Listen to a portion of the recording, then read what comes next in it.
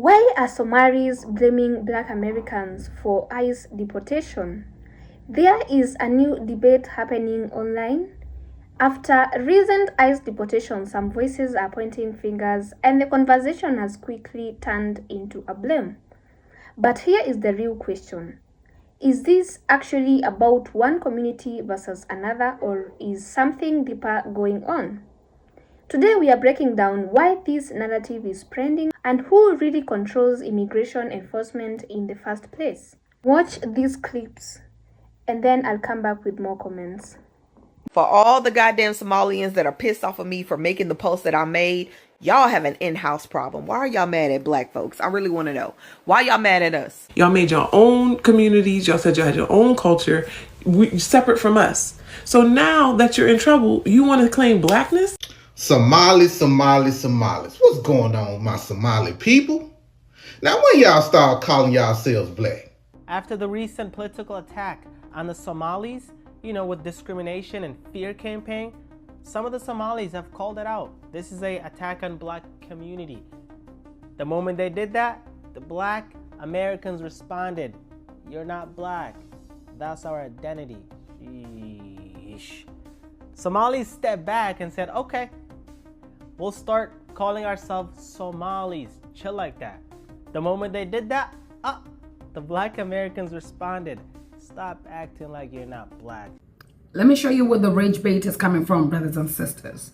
Somalis are busy on the internet saying, claiming, lying on African Americans' names, that African Americans, they don't want us in America. African Americans don't want us to identify as black. Well, ladies and gentlemen, I'm here to tell you, even the Africans know Somalis already identify themselves non-African. So I don't even understand how they are going to claim that African Americans don't want them to identify as black when them themselves, they already done telling the world that they are Somalis, they're not African. That's rule number one. Before Somalis wake up and say African Americans, they don't want us in their country, they don't want us to identify as black, I need y'all to understand, even Kenyan people are sick and tired. You know why? Because now Kenyan people are being blamed for the things that are happening in the United States. Whoa, rewind. DJT, he's busy putting restrictions on Kenyans. But which Kenyans? Rewind. There's so many Somali refugees in Kenya, but because Kenyan people were so kind and nice, they were like, these are brothers and sisters, let's accommodate them. So Somalis, they end up getting citizenship in Kenya. And when they go to the United States, they mostly have which country documents? Exactly Kenyan. So when Somalis do stuff in the United States, on paper, who did the crime? On paper, who is DJT beefing with? The Kenyans.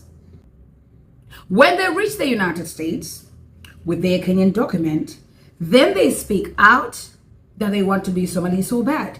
And by the way, this is not an attack on my Somali brothers and sisters. I just find it so weird that you guys have misplaced anger. Black Americans ain't done telling you nothing about your life in America. No. As a Somali American who lives in Minnesota, it's really disheartening to hear and to read comments about my community, to hear people write, "Go home." To those people, I want you to know that America is home. I have lived in America since I was 7 years old. So when you tell me to go home, I think, okay, do they want me to go to Minneapolis, where I first lived, or maybe to St. Paul, or Brooklyn Park? Again, we are your neighbors, we are your teachers, we are your principals, we are your lawyers, we are your... You can fill in the blank. We are Minnesotans. First, let's establish something early. ICE deportations are federal actions. They are carried out under federal immigration law.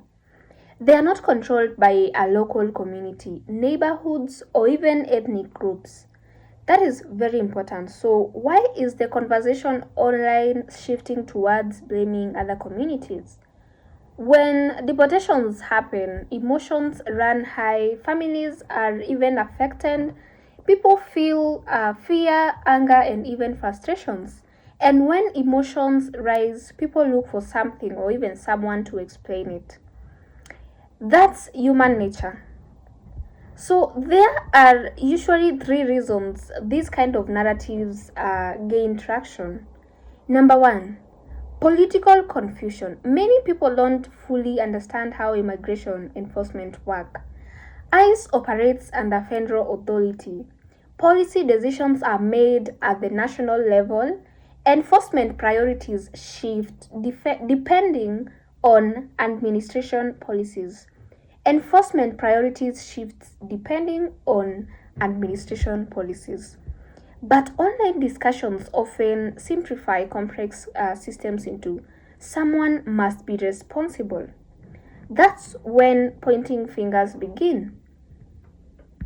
So Somalis aren't just welfare queens in America, they're welfare queens all over the world. I want you to listen to some of these numbers. In Norway, 73% of Somali immigrants are on government aid. In Sweden, 64% of Somali immigrants do not have jobs or education. In Denmark, 69% of Somali immigrants are on public benefits. And in America, according to President Donald Trump, 88% of Somali immigrants in the United States of America right now rely on a welfare program. So the question is, not only why are we bringing in so many people that are just coming here and becoming dependents of the state? The other question is, why are we bringing so many people here that become left-wing activists, start talking crap about America, and then all of a sudden start scamming the local and federal government to enrich themselves? I can go story after story after story. There's a woman in Minnesota right now that's living in a $1 million house that was paid for by laundered government money, and the partner, her husband, who bought the house, his name is still on it, but he has fled somewhere else. They can't find him.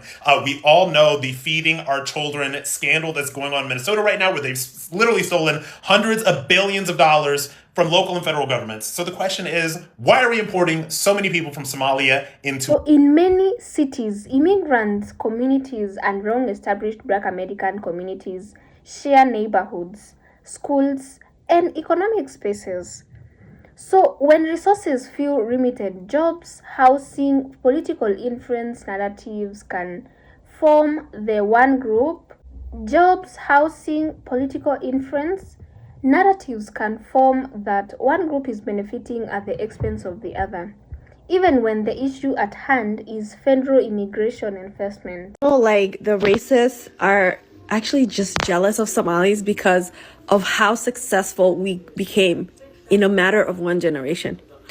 And I was watching a lot of videos that are coming up on my For You page where people are saying, how come Somalis have nice cars and we don't? We've been here like how many generations? We were born here, our ancestors are from here, but Somalis drive nice cars. This whole thing is just making me realize is jealousy. They're jealous of our success because they expect us like to be at the bottom of the bottom, right? And then we come here one generation, we work hard, we save our money. And Somalis are not the only community that committed fraud, okay? We're not all committing fraud, okay? Every community has bad apples, but they're trying to use that as leverage to hate on us, right? And attack our community. But what it is like when you're an immigrant group and you're Black on top of that and you're African, they hate you to be successful. They hate you to be successful. Now, if we were like European immigrants, like maybe Bosnians who are Muslims or Russians, and they become successful, nobody would blink an eye because they're white. All right, so let me, because now I see Somalis starting to run in the Victim Olympics and they're blaming racism. This has nothing to do with racism, right? They want to deport Venezuelans if they're here illegally. They want to deport Guatemalans if they're here illegally. Asian people are getting deported. Africans are getting deported. And it's the same when it comes to illegal migrants with Somalis.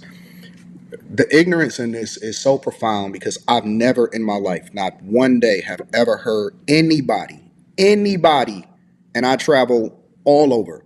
I've never heard an American, not a Black person, not an American, not a white person, anybody. I've never heard them say that they're jealous of a Somali. I've never seen them say that they're checking for y'all cars or anything like that. Here's the truth. Americans are bothered by the idea that American taxpayer dollars are being leveraged in order to give other people that is not pouring into the United States of America's culture and finances and resources and improving what's happening here. But they're trying to subvert the culture in order to be Somalia while at the same time taking advantage of our infrastructure, the dedication, the motivation, everything that we've built here in the United States of America, we built with our hard-earned blood, sweat, and tears. And then you come in, disrespect us, and then at the same time take advantage of what it is that we've afforded for Americans, legal citizens. You come over here under asylum. You come over here under temporary protective status. You come over here and you take advantage. And a lot of these people become legal after coming over here illegally.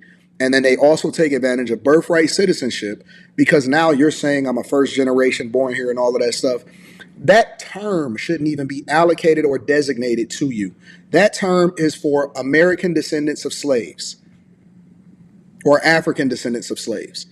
People that were brought here against their will. America. Now, as somebody who used to live in Minnesota, I can tell you right now, Somalians are there for birthright citizenship. If you guys weren't aware, the Somalians have come to claim their birthright citizenship. Now, as you guys already know, the Trump administration has initiated their ICE raids in Minnesota, but the Somalians are fighting back. Now, according to CBS News, where you can pause to read this, the Trump administration is attempting to have ICE raids in Minnesota and are checking the green card holders of Somalian residents who live there. And little does the Trump administration know that the vast majority of Somalians who live in Minnesota are U.S. citizens. And every year, sometime around this year, apparently they do their pilgrimage to the Target Center. And based off of the rhetoric of the Somalians across social media, they're stating that although the Trump administration has implemented these ICE raids, they are willing to work with him to do a two-state solution. I'm not entirely sure why Donald Trump thought that this was going to be easy pickings with Somalians in Minnesota. I'm not entirely sure why he thought that. But little does he know that being that Somalians, their birthright is Minnesota, they're going to fight to the very end for their land. Because isn't that what you're supposed to do when you're being hostily invaded? Like, correct me if I'm wrong. Somalis are reclaiming their ancestral homeland of Minnesota, and it's making people mad. And while it's not inherently anti-Somaliitic to criticize Minnesota, we need to understand what actually controls deportation. ICE deportations are shaped by federal immigration law, executive branch enforcement priorities, Department of Homeland Security policy, court rulings, and congressional legislation. No individual ethnic community controls this system, so when blame shifts sideways instead of upward to one policy decisions, it often distracts from real structural questions. So that doesn't mean people's emotions aren't real, but it does mean that the target of frustration may not match the source of authority. Donald Trump, what he said has to be the biggest eye-opener for all of the Somali expats living in the West. Put things to perspective, I'm a Somali, British-born Somali. Grew up in the UK, London to be precise, and I moved to Hargeisa about a year and a half ago. And it was the best decision I've ever made. Because I've been living here, I'm stress-free, I go about my day, no one says anything to me, this is my country, right? At the end of the day, this is my country. And this is the thing about us immigrants, we get caught up in building other people's countries. If I was an American, I would be straight away thinking about how to get back to Somalia, Somaliland, wherever you come from. Why? Because how are you contributing to a country that sees you that badly? And by the way, Donald Trump is the only one who's actually vocal about it. There's others that think the same thing. That's why I say the least that you can do is build up your own country. And I'm not saying go into politics. You're contributing to your country just by living there. I would just advise my Somali American brothers and sisters, especially those living in Minnesota. Invest in your own land, invest in your own country. Don't waste your efforts on pleasing another man. Trump is scapegoating a tiny piece of the population, some of the most vulnerable people in our country. But Trump based his order on a report whose author has made it clear that his goal is to denaturalize and deport as many Somali Americans as possible. This is not about crime. It's not about safety. This is about purging people like me from this country. Minnesota has always been a welcoming place for people fleeing a home country that is blasted by war, poverty, and hunger. Europeans in the 19th and 20th century, Black Americans from the South, Hmong and Vietnamese, Liberians and East Africans and Latin Americans. This embrace of new culture is one of our greatest strengths. The first generation came here as immigrants, the second as Americans. They are our teachers, nurses, blue-collar workers, small business owners, and public servants. Donald Trump wants to make Americans hate each other over race and religion. That might play well on Truth Social or Fox News, but it's not going to work here in real life. Minnesotans know better. We care about our neighbors. We live and work alongside each other. Our kids go to the same schools. We shovel each other's cars out of snow. We are not afraid of each other. And we are not afraid of Donald Trump. He will lose this fight in court, and we will show his effort to divide us only brings us closer together and make us stronger. This conversation matters because when communities begin blaming each other for federal policy outcomes, two things can happen. The real policy debate gets lost. Division increases between groups who may actually share common concerns. And historically, moments of economic or even political stress often create cross-community tension. But long-term change usually happens through policy reform discussions, civil engagement, legal advocacy, electoral processes, not through online blame cycles. So maybe the bigger question isn't why are people blaming each other?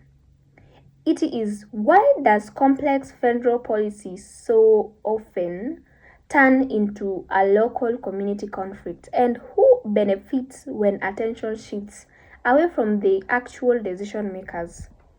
So what do you think? Is this mainly misinformation, political frustration, social media amplification, or something deeper happening beneath the surface? Remember to keep it respectful in the comments section. This conversation affects real people, and if you want more breakdowns that focus on facts instead of noise, hit the subscribe button to join our family. Thank you so much for watching. My name is Faith Reacts. I'll see you in the next one.